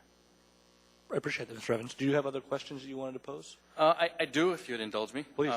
The next question is more substantive on the actual proposal, so I guess it would go to one of the sponsors, and it refers to, on page 6 of the proposal, under finding 10 and the bullet points that go along with that. And I'm not sure I understand this completely, and so I'm just looking for clarification. But my understanding was that for commercial properties under this proposal, the tax essentially credit that they would receive would be derived from their investment in public infrastructure. And they would get credits for the public infrastructure that they could then apply to the tax deferral at some point.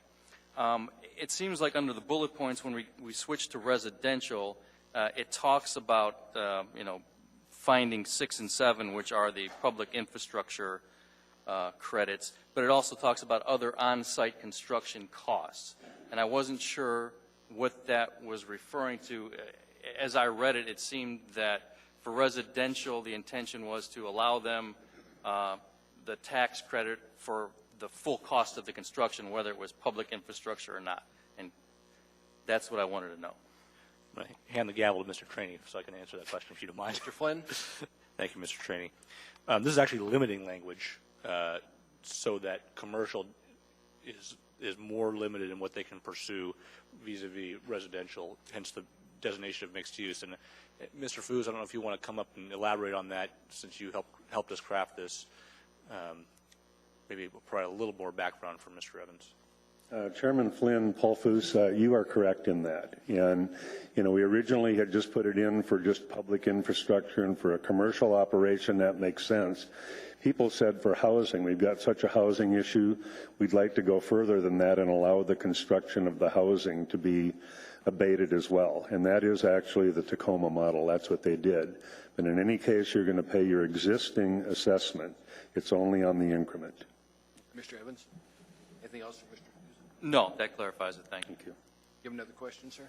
Just one more question, and it's an issue that I know I mentioned briefly to Patrick, but the current proposal doesn't propose a change to the ordinance that would allow for these properties to be included under the tax cap, and I was just wondering what the plan was for making sure that happens if this goes forward. Sure. Mr. Flynn? Thank you very much, Mr. Traney. Mr. Evans, good question. As Ms. Mahoney pointed out at our work session on Friday, we don't have a mechanism under the current Title 12-30 or .35 to incorporate this increase in value under the tax cap as incremental property value, new construction. And so the administration has a proposal in front of us later in the agenda. I don't think we're going to finish it tonight. And so depending on how quickly that moves forward, we will either bring that forward as an independent standalone piece of legislation or incorporate it into the administration's version once we get to action on that. So we're probably about a month or two away on that. Mr. Evans? And that will be, then I take it if this ordinance is passed tonight, that timing will be perfectly fine, so that anything obviously is not going to happen so fast under this ordinance that any type of reinvestment would be covered by that subsequent change. If we get something built in 2 months, sir, I will happily hand those tax dollars back. Anything else, Mr. Evans? No, thank you, Mr. Chair. Anybody else have a question? Comment? All right. Get it back. With that, please proceed to vote.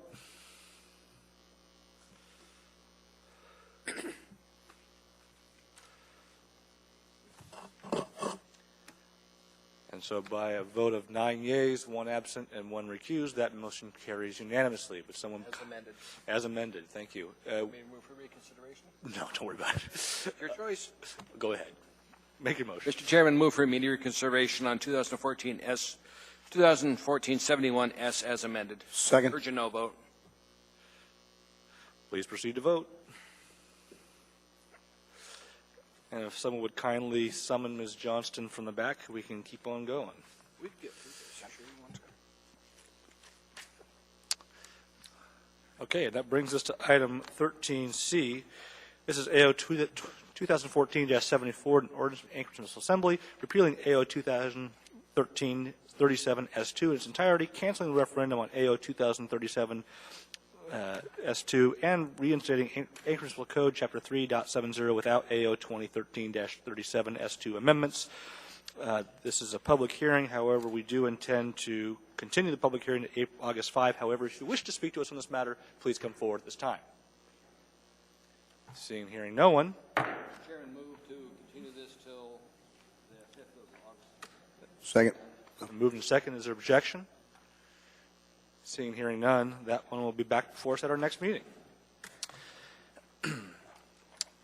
That brings us to item 14A, AO 2014-87, an ordinance of the Municipality of Anchorage approving the municipality's participation in a proposed refinancing by the Alaska Municipal Bond Bank of certain of its revenue bonds, which provided funds to purchase the municipality's Performing Arts Center revenue bond in 2004 under a loan agreement with the municipality and the bond bank, and authorizing the chief fiscal officer to approve a revised schedule of principal and interest payments on the municipality's 2004 bond in accordance with the loan agreement if the bond bank successfully refinances its bonds.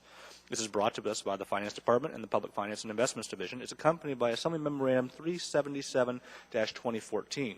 This is a public hearing. If you wish to speak to us on this matter, please come forward at this time. Seeing and hearing no one, public hearing is now closed. Move to approve. It's been moved and seconded. Is there discussion? Seeing and hearing none, please proceed to vote.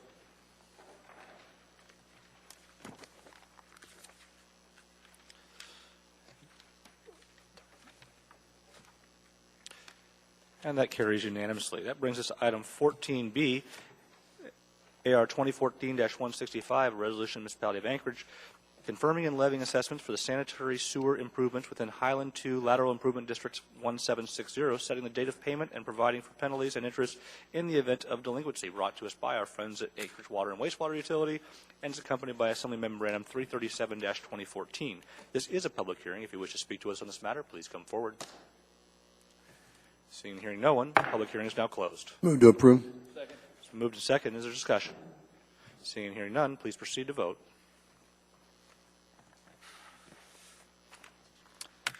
And that motion carries unanimously.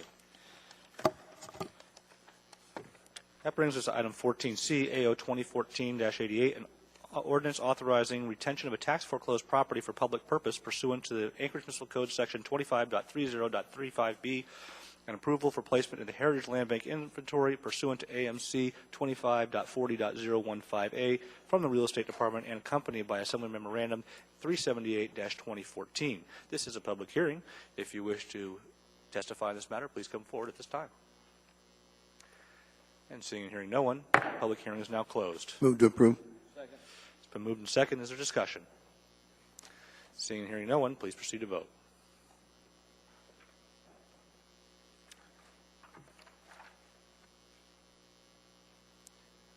And that motion carries unanimously. That brings us to item 14D, AO 2014-84. This is an ordinance amending the Anchorage Municipal Code, Chapter 12.35, including amendments, adding conditions for property tax exemption or deferral on deteriorated mixed-use or residential use properties, amending the application requirements for 12.35 exemption and deferral applications, and amending 12.25 to address the tax increase limitation treatment of new construction under a tax deferral or exemption, brought to us by the Department of Law. This is a public hearing. If you wish to speak to us on this matter, please come forward. Seeing and hearing no one. Mr. Mayor, did you? I have a motion. Thank you, Ms. Johnston. I move to postpone this indefinitely, and if I could have a second, I'd like to speak to it. Second. We are postponing this one indefinitely, but starting this week on Thursday, and I should have said this during announcements, we're having our first Title 21 committee meeting at 1, and I've developed a work plan for the Title 21 committee, and besides looking at code revisions or seeing what's working and what isn't working between the old code and the new code, we are also going to be looking at how we can do something like this as far as a deteriorated mixed use and residential property. So the administration has given us something to start with, and we will be doing a lot of work on it. But I wouldn't want to have to set a deadline at this point. Thank you, Ms. Johnston.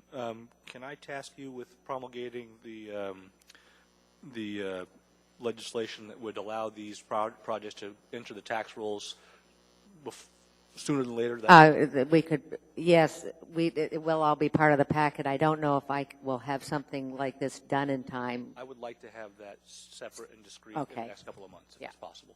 Okay, with that, the motion before the body is to postpone this item indefinitely. Please proceed to vote.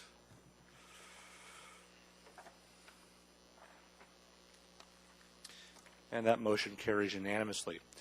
That brings us to item 14E, AO 2014-82, an ordinance approving the letter of agreement between the Municipality of Anchorage and the Anchorage Municipal Employees Association retroactive to May 6, 2014 regarding the AMEA dues deductions, when the AMEA dues deductions will occur, and reducing the 30-day period for public review and comment.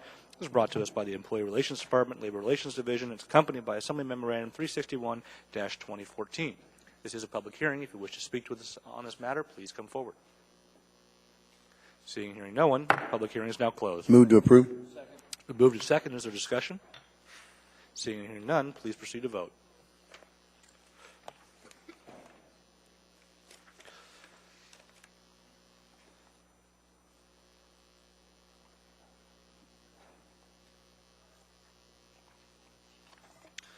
And that carries unanimously. Ms. Sarah, I think that's it for you, right? That brings us to item 14F, and again, this is one we're going to carry over, we expect until August 5, but it's AO 2014-80, an ordinance amending the Municipal Code -3.70, employee relations by Assemblymember Johnston. This is a public hearing. If you wish to speak to us tonight, you may, or you can wait until next meeting.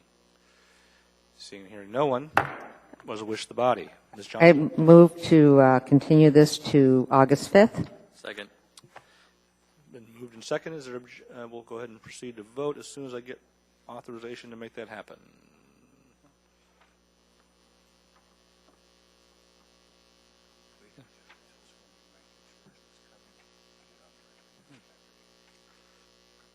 And Ms. Johnson, while we're waiting, when do you expect to have your S version available and the matrix associated with it? Soon. The matrix, I've been in discussion with the municipal attorney's office, and we did have a little drawback. We'll be getting together this week, then we'll set up the date for Mr. Evans' meeting, and we'll have the matrix for Mr. Evans' meeting, and the S version will be written on that matrix, but if there's something that comes out of the ad hoc meeting, I would want to have the benefit of being able to change it before I release it. Okay, thank you. Mr. Trainee has a question for you. Just that we need to get yours because we've got the subcommittee meeting, and then we've got a work session on the 1st of August. Oh, and this is, Assembly. oh, no, the S version, definitely for the work session, I want to have the S version. What the chairman and I have spoken about is having it on the agenda next week. And whether it can be ready in time or will it be on the addendum. Okay, thank you, ma'am. With that, please proceed to vote on continuing the public hearing to August 5.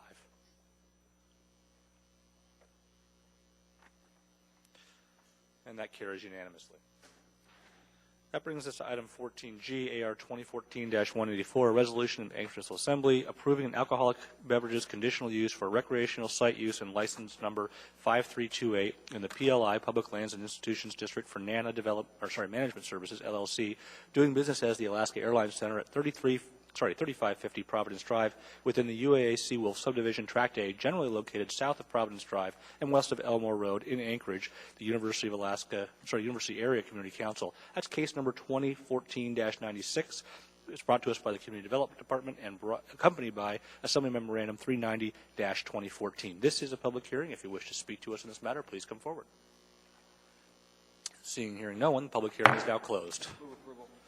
Second. It's moved and seconded. Just for the memory of the body, Mr. Honeman has been ruled eligible to vote on this. Is there discussion? Seeing and hearing none, please proceed to vote.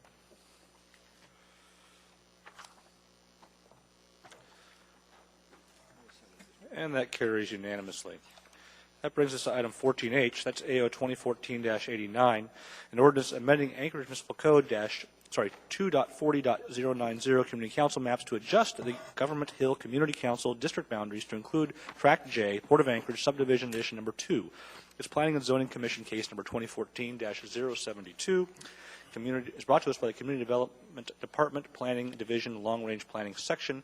It's accompanied by Assembly Memorandum AM 379-2014. This is a public hearing. If you wish to speak to us on this matter, please come forward. Seeing and hearing no one, public hearing is now closed. Second. It's been moved and second. Is there discussion? Seeing and hearing none, please proceed to vote.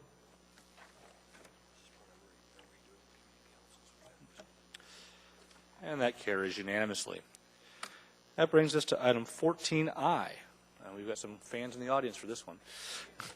AO 2014-79, an ordinance adopting the Ship Creek Framework Plan as a supplement to the 1991 Ship Creek Waterfront Land Use Plan, amending Anchorage Municipal Code Title 21, Old Code, Section 21.050.030, and amending the Title 21 New Code, Section 21.01.080.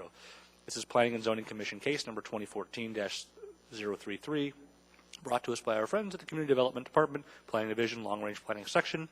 It's accompanied by Assembly Memorandum 335-2014. This is a public hearing. If you wish to speak to us on this matter, please come forward. Seeing and hearing no one, public hearing is now closed. We did have a work session. Move to approve. Second. Anyone wishes to speak? Ms. Johnston. Yes, I see our consultant in the room, and I was wondering if he might come up just to answer a question. You have two of them, actually, so maybe they'll both come forward.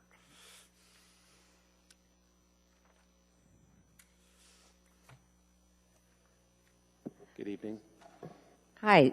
You heard a lot, or you might have heard a lot this evening about residential housing and the need of residential housing, and this plan is very exciting because it could solve some of that needs, and I hope and I understand that you've been working very closely with the railroad. And I can't wait for you to bring something forward to us. And one of in your presentation were that you did have some international finance folks that would be interested in coming to Anchorage. Is that still the case? Yes. As you probably recall, we've been working with Boston Global Investors as our development partner. They're not here tonight, but they would be acting as master developer for the project. So do you have any timeline? We do not have any specific milestones. Contingent on approval tonight, we would be developing phase 2 scope of work to develop more detailed plans to move into implementation of phase 1. But no, we don't have specific schedule details. So you will be working on that with Boston Global? That is our hope, yes. Yes. Yes. Okay, thank you. Thank you, Ms. Johnson. I'm sorry, sir. We need you to state your name on the record for us. Pardon me. My name is Michael Stevenson. Mr. Stevenson, it's good to see you in person, although you sounded great on the phone Friday. Thank you. Good to see you, Any further too. questions for Mr. Stevenson? Seeing and hearing none, Mr. Stevenson, please have a seat. Thank you. With that, is there further discussion? Please proceed to vote.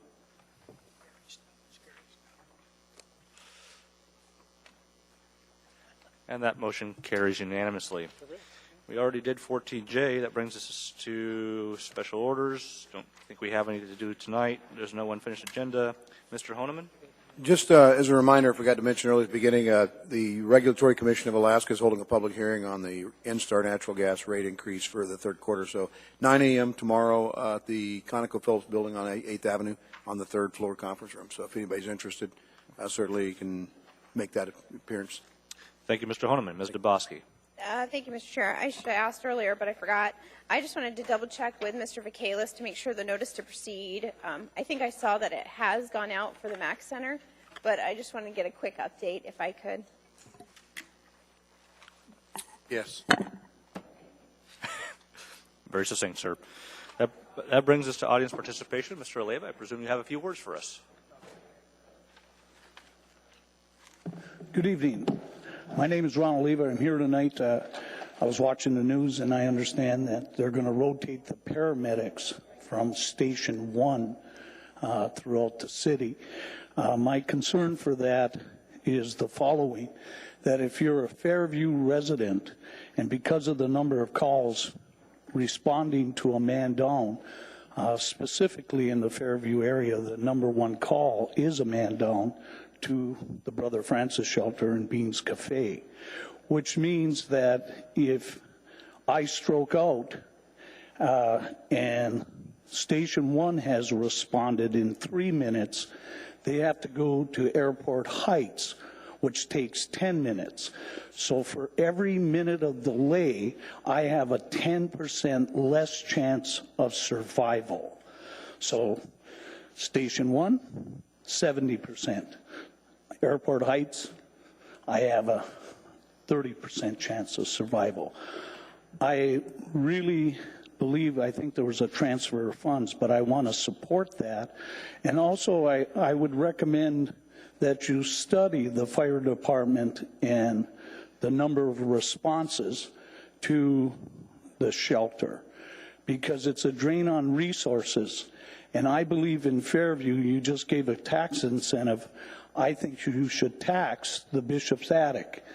It was created with a new building because 2 homeless people burnt it down. And they take out, published in the Catholic Anchor, over $300,000 a year profit. I believe that's enough to finance an EMT3 at the shelter along with 24-hour security. Because I was at Planning and Zoning on Monday, and I heard the head of Catholic Social Services ask for police help. I don't think should be at the taxpayer expense to send one of our law enforcement officials there on the taxpayer dime when they have the money themselves to provide that. They're not going to babysit junks. I think there's other priorities in the city, and I think hopefully the chief and the policemen themselves will basically endorse that. I'm a little scared to continue calling in on any reports at the shelter. I would only recommend that you go down there at 7 in the morning, and after this meeting, go down there. It's too dangerous to even send in an officer to check on those tents. Those officers have families. They drop their guard for one moment. We still haven't captured the individual who killed my worker and his girlfriend in a tent. The 13th and Hyder, where the gun came out of the guy's sock, and I believe Saturday night someone was shot at the shelter. So my endorsement in summary, Pat, is I really believe fresh people at Fire Station 1 is a good call, and hey, the abandonment law, take a look at that to protect all the people in Fairview equally. I think Ms. Domboski, is it a question or a comment on that? It's a point of clarification. Please. Mr. Chairman. Mr. Oliva, so tonight there was an ordinance that was introduced that was set for public hearing for August 5th. And the proposal is to reappropriate $400,000 from the Assembly's budget directly to the fire department so they can hire more paramedics. So there's nobody that's proposing taking Medic 1 out of downtown, but what we do see is there's such a high volume of calls in the midtown and downtown areas. The fire chief is put in a position where in order to respond to those calls, he's considering or needing to reallocate resources, ambulances specifically, from other parts of town to augment that area. So what we're attempting to do is move funding to hire more paramedics so we can fully fund and staff Medic 2 downtown, because we recognize the downtown area where you live is such a high need. Sure. So, no, I'm not advocating taking out a medic. No, I I'm wasn't sure if that's what you advocating. thought it was. Yeah. But I just wanted you to know that public hearing is August 5th for that. Okay. Well, I appreciate that information, and hey, if you can get a heads up and get that $300,000 out of the Bishop's Attic, I don't think it'd be necessary to be transferring $400,000 from I think you left to right. I think you make a very good point. Okay. And Mr. Honeman also has either a question or a comment for you. I think Mr. Domboski addressed most of it. I may have been from my report on the public safety, whether you heard it. There's no movement to move Medic 1 out of downtown. It actually was more to move some assets a little more midtown so they can cover for downtown and other areas midtown and such where the call volume seems to be spiking. But Mr. Domboski is correct. It's the resolution that is set for the public hearing to move some money to try to make an emergency hire on or a quicker hire on paramedics to cover for those shortages. And beyond that, I apologize if there was confusion on my part. Sure. No, and that's all right. And my recommendation tonight is, hey, Bishop Sadik, tax them. If there's going to be a tax incentive for businesses to improve themselves in Fairview, they don't pay any tax, and they take out that kind of money. And if they're part of a Catholic agency that relies heavily, and in fact excessively, on police and fire resources, they should pay that dime, and it shouldn't be the taxpayer. I think it's abusive. And when I call, Paul, just so you understand, it's 786-8500, and you hit 6 for dispatch. They testified that they dial 911. I mean, the statistics of 1,309 calls to the shelter is skewed. It's actually smaller. That number is small compared to what the real number of calls is, because those are just 911 calls. My calls never register because I'm patient when I see a man down or anything else, except when they're fighting. I've only called 911 twice in all that time because I know that, hey, they'll get there when they can. So those statistics are actually kind of low, and it's a real crisis down there. Recommend all of you take a drive-by for yourselves. Thank you. Thank you very much, Mr. Leib. I see no further questions. Okay, good night. Is there anybody else who wishes to speak to us on a matter that we have not addressed tonight? Seeing and hearing none, may I have a motion? Motion to adjourn? Second. We're done.